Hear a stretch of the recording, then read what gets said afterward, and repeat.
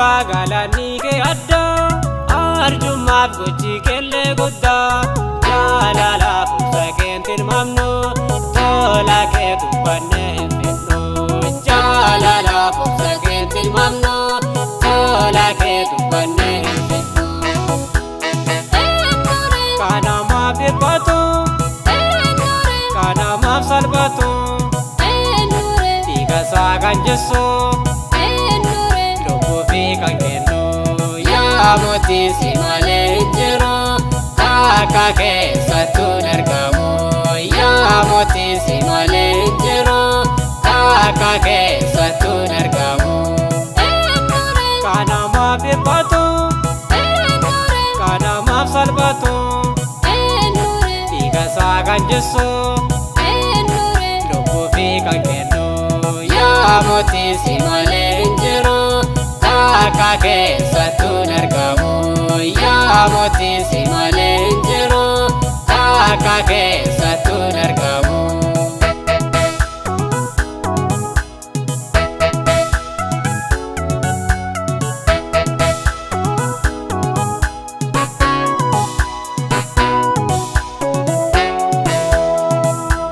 ulfinna guddaa sangan dhiftee garbummaa sanillee fudhattee addunyaa keessatti salphattee baattummaa san hundaa mo'attee addunyaa keessatti salphattee baattummaa san hundaa mo'attee kana ma Dhiphatuu kana ma salphatu tiga sagan Jarso lubbuu fi kan kennu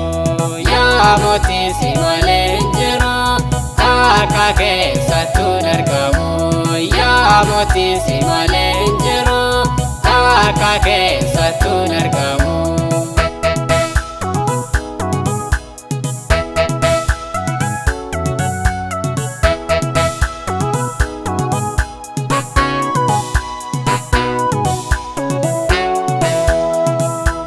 harki kee maruma irkisa Dhiphataa dhibama fayyisa gochaan kee ibsamee dhumatu kakka kee tokkollee hin jiru gochaan kee ibsamee dhumatu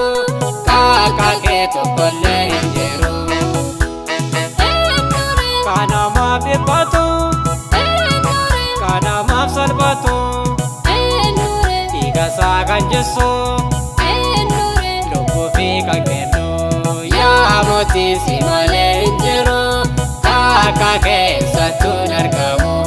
yaa moti si malee jiru akka keessattu argamu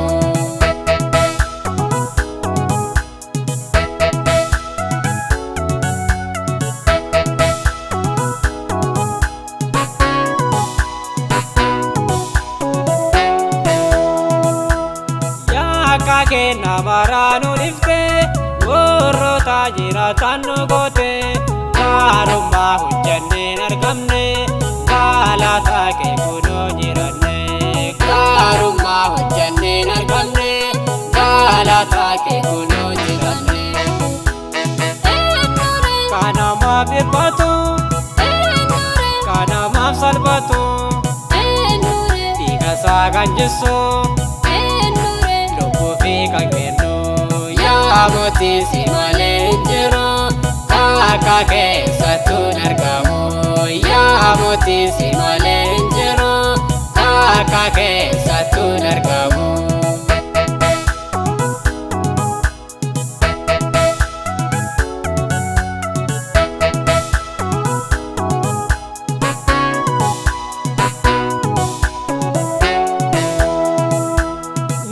jettee guddiftee dhiphattee cubbuu biyya lafaa badhattee oolmaa kee akkamiin deebifna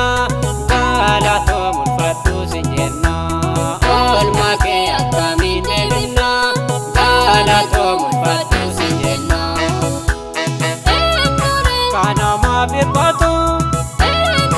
kana ma salphatu tiga sagan Jarso